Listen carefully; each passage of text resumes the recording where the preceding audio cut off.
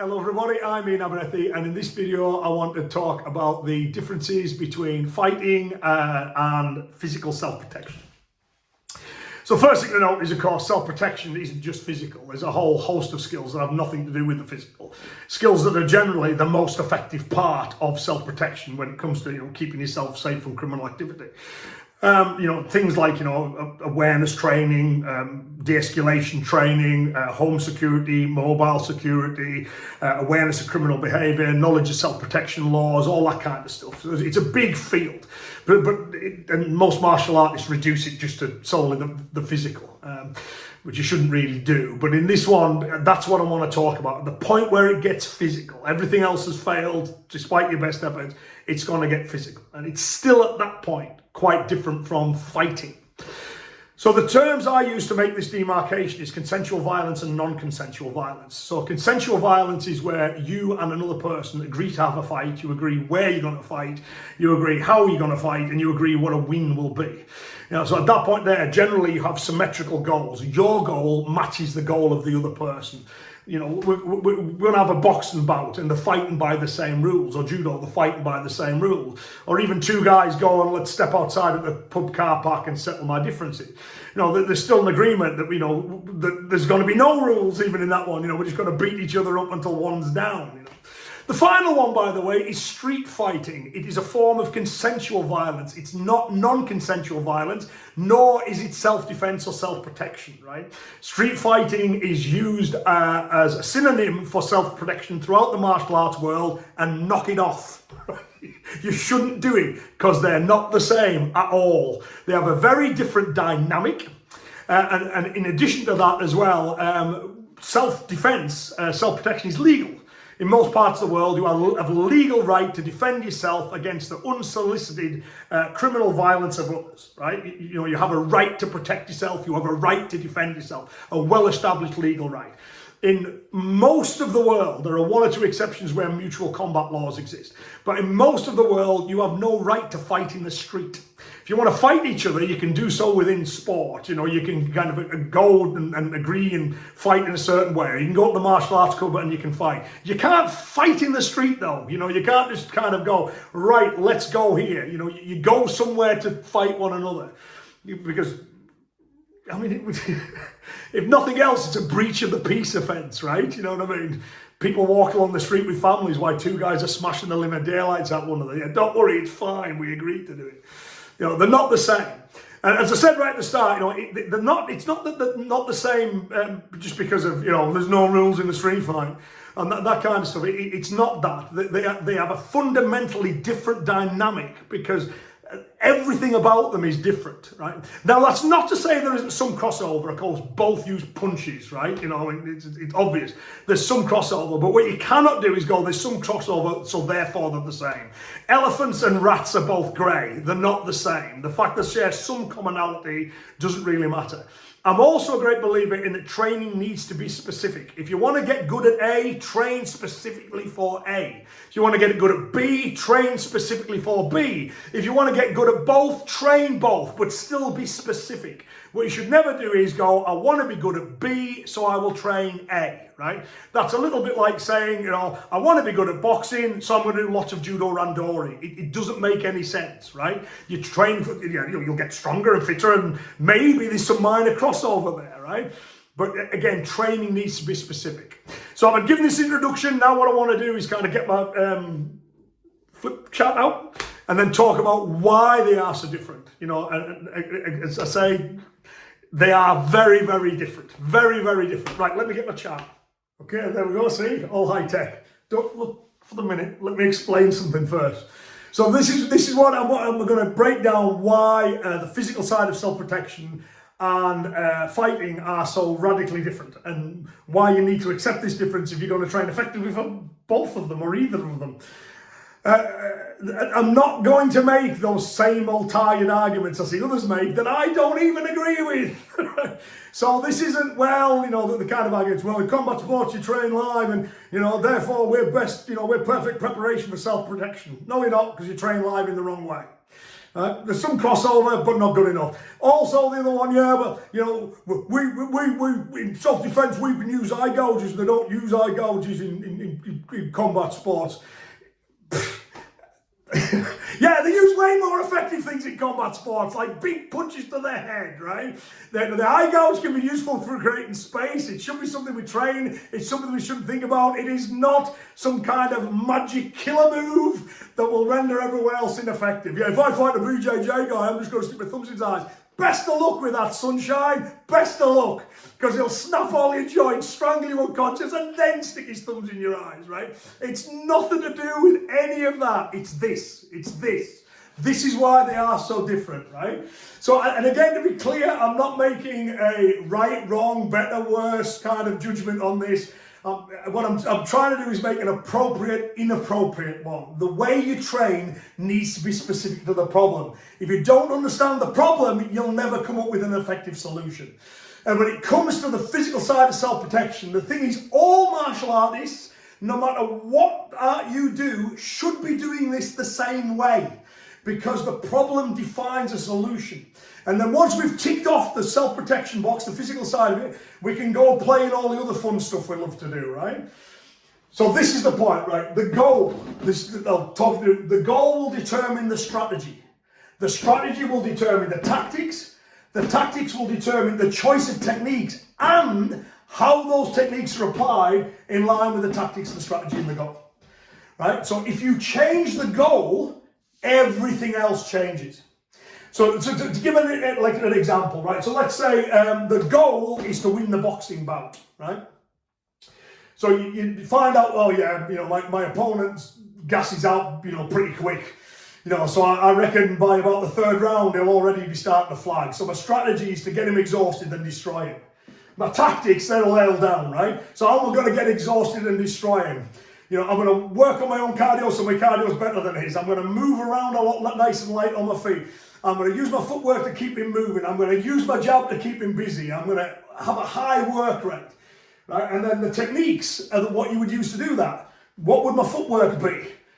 How am I going to use this jab? The physical jab itself. And then you'd use them all in it there. Judo would be entirely different, right? The aim is to win the judo bout. So you've got different strategies, different tactics, and different techniques. For reasons I've never quite understood, people will accept that a judo bout and a boxing bout are different, right? But for some reason, they tend to go that self-protection, on the other hand, when facing criminal violence, is the same as whatever it is they happen to already do, right? They're not, they're different, so you need to train for them differently. As I mentioned in the thing, when you engage in consensual violence, you'll have symmetrical goals. You and the other person have the same goals. When you're talking about non-consensual criminal violence, there will be different goals. The criminal does not want to fight either, right? He's not going to walk up to you and say, look, fair play, I'll try and fight you for it. If you win, I'll get what they don't do that, right? They'll try and overwhelm you with violence, numbers, surprise, it's very different. They don't want to fight because a fight is a highly ineffective way of them getting what they want, right? One of my instructors used to say, he says, when two martial artists fight, consensual violence, it's like two chess masters sitting down to play a skilled game of chess. You know what the moves are going to be, and it's going to be studied, and it's highly skilled. He says, however, when martial artists sit down opposite a criminal in a self-protection scenario, they are surprised when the criminal throws the pieces at them and then smashes their head in with the board. You're still the best chess player, right? Your mistake was assuming the other guy wanted to play chess, right? So self-defense wise, they're not going to put the guards up and move around and throw shots. That's not how it works, right? Because it's not in the best criminal's interest to do that. It's sure as hell not in your interest to do that.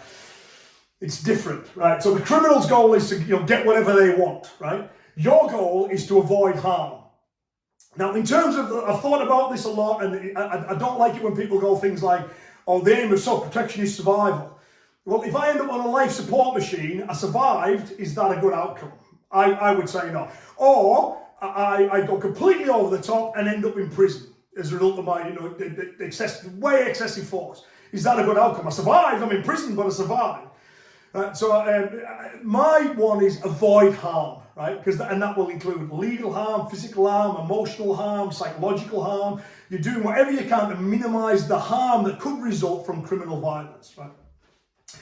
Therefore, you and the criminal have differing goals, right? In this scenario. Your goal for non-consensual violence is to avoid harm. Well, that will determine the strategies you use, that will determine the tactics you use, and that will determine the choice of technique and how you would use the technique. So for example, let's say like a consensual violence, let's go with a boxing match again, right? Yeah, and you've got a cross, right? Well, if the goal is to win the boxing match, you will choose that technique, but you will use it in a given way that's congruent with ending the boxing match. If you're talking about self-protection, the same technique could be there, but you're going to use it in an entirely different way.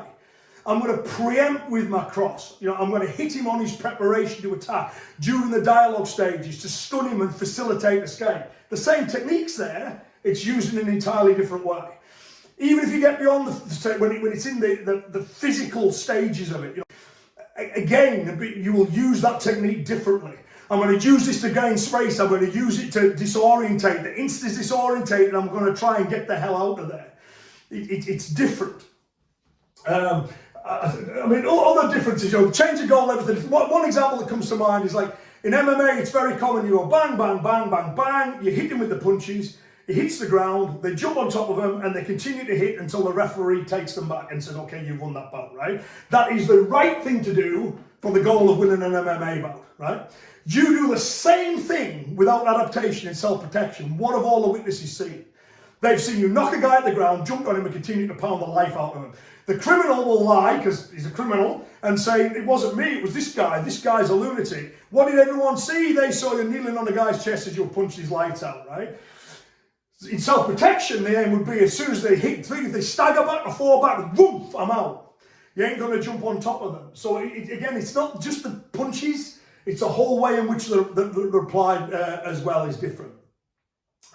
So the goal is being to avoid harm. That will change the strategies you use, the tactics you use, the techniques you use. Now, obviously, that's a big field, and I can't cover all of that now. But as soon as you change the goal, the dynamic is very different. You've got two guys engaged in a fight, whatever kind of fight it is. Let's say, again, we'll use boxers analogy. They'll have guards up. They'll be moving around, they'll be throwing the shots, they'll be testing one another, there'll be that back and forth footwork, there'll be provoking trained responses. If I do this, does he respond like this? Can I see any patterns? Is he dropping his arm as he throws a shot? Very skilled and very cerebral, right? For that goal, for winning that boxing match. That's the type of fight that'll occur. For the physical self-protection, it's utter chaos, right? You will not have recognizable skills. They don't sound, it's much closer. With me now, it's much faster. If you watch it like any form of consensual violence, a lot of it is kind of looking for openings, blitzing in, then moving back again, right? With self-protection, it doesn't work that way, right? It'll start close and it'll end close. They'll go. They'll be flowing 3 or 4 punches a second.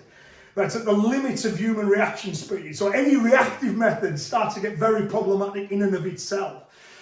Your goal is, again, to avoid harm, not necessarily win the fight. It doesn't matter if you win the fight. Your strategy may be best served by escape. And escape is not the same as running away either. That's another thing. Running away is a physical action. The skills of escape have strategies, tactics, and techniques associated with them. Right? And just because you don't know them doesn't mean they don't exist. The other thing, of course, is, for all of this, you need to train it live. You need to practice it. You can't do something if you've never done it live. When me and mine are training for consensual violence, and we do, we would like to fight and stuff. And when, back in the day when I've done judo competitions and points karate competitions and stuff, when you're training that certain way, it'll follow this pattern like this, right? And that you'll have a certain type of live practice to help you reach that goal, right? That includes the same strategies, tactics, and techniques, and close as possible simulates a sparring to the points competition or the judo bout or whatever it happens to be, right? When you're training live for self-protection, you need to do the same, right? So your live training, which is a must, you must train live, right? Because some people go, "Oh no, my techniques are too deadly to train live." No, they're not. You can train them live. Like even things like my dojo, eye gouges, we include eye gouges, but we just get them to put the thumb on the head. If they've got the thumb on the head, you need to react as if they had the thumb in your eye. Right? It's better that than actually have them gouging each other's eyes or missing it out completely, right? You can include this stuff. You just need to be mindful of what it is you're doing and making sure that the training is appropriate. You can drill it live. But the live training needs to be specific. So you need to have live drills that involve the option of escape, because that might be your best way of achieving your goal. Avoid harm. You don't always fight to a conclusion. Can I escape? That needed to consider the environment you're in. It's not just a big wide open space, a matter cage, a ring or whatever. Your dojo floor. There might be other people you need to protect. So the live drills are having you protecting other people. There may be more than one person. 40% of violent crime where people aren't known to one another in the UK involves more than one person. Pretty much all consensual violence, I'm sure there's some exceptions out there somewhere, but most you think of like boxing, judo, MMA, karate, all that kind of stuff, most of it is one-on-one. Right, so, but again, is if there's going to be more than one, the goal changes, because you've got to avoid harm from more than one person, not win a fight against one person. The strategy, tactics, choice of techniques, and how you would use those techniques in line with the tactics and strategy also change. The dynamic is incredibly different. Now, again, to be 100% clear on this, I like all of it. I like all of it. I like getting together with my martial arts friends and then agreeing to fight in a given way, whatever it happens to be that day, and then trying out fighting with each other and having fun while we do it and learning very valuable, useful skills. But when it comes to the self-protection side of things, it changes. Because, the nature of the situation is changed. My goal is different. The criminal's goal is different. Different strategies will be in play. Different tactics will be in play. Different choice of techniques. There's some techniques I would use in consensual violence I would never dream of using in self-defense. So, for example, when I spar in the dojo, one of my favorite techniques is a shoulder throw. I love the shoulder throw, right? It's really hugely satisfying. And if I do say so myself, I do it all right, right? But in self-defense, I'm not going to try and shoulder throw somebody. You know what I mean? If it goes wrong, he's behind me. You know what I mean? I don't want to even get hold of him because he'll grab hold of me. And then if there's more than one, I'm locked onto him. If someone grabs me, I'm fighting to break free of that grip, as best I can. Because that's what the goal of self-protection requires. So when making this video, I thought that there's just so much of it to cover though, as to why they're so different. And I see it constantly. This, street fighting equals self-protection. No, it doesn't. Fighting it in self-protection. No, it doesn't. It's not to say better or worse. You can do all of it. You can enjoy all of it. It's all got its own inherent value. As I say, be a martial artist, not a partial artist. Learn it all. Enjoy it as much as you can. It's all good stuff. But we need to be specific in training. So when it comes to the self-protection side of things, goal, strategy, tactics, techniques. Think about what your goal is, what the criminal's goal is, what strategies you're going to use, tactics you're going to use, choice of technique. Make sure you train in that way. Get live drills that accurately reflect the nature of criminal violence, that permit things like escape, protecting others, there being multiples. All that kind of stuff that needs to be considered, and drilled in a realistic way to give us the best possible outcome. The way we spar for one thing or fight in one thing cannot be moved across to another thing and be expected to be a perfect fit. Even if it works, right? If you get look at it work, it's still not right. So the analogy I'll use for that one is you can use a screwdriver as a chisel. You can do it. It might give an acceptable result. It won't give a good result, but you'd still be better off using the chisel. So you could be a really skilled wrestler, enter a judo tournament and do all right. You know what I mean? But if you want to do good at judo, train in judo. You know what I mean? That was, as a wrestler, you do better before they remove the leg ramming, right? So pretend I made that comment, 15 years ago, but you get the point. So I hope that gives you something to think about. Trust me, they are very, very different. Physical self-protection is not guards up, stand off, trade blows. It's not like a consensual fight. Non-consensual violence is physically very different. Faster, closer, more explosive. Your objective is not to win the fight, your objective is to avoid harm. That will change everything else.